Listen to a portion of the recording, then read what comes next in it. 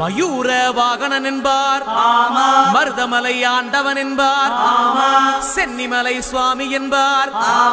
சிவன்மலை வேலா என்பார், ஞானபடி வேலன் என்பார், வேலாயுத சுவாமி என்பார், தேவாதி தேவன் என்பார், ஸ்கந்த குரு என்பார்,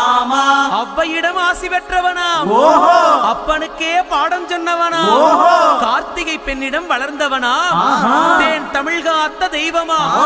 மயூர வாகனத்தில் வருபவனாம், சித்தாதி சித்தனாம், சஷ்டி கவசம் கொண்டவனாம். அப்படிப்பட்ட முருகனவே ரொம்ப ரொம்ப சின்னவனா முருகன்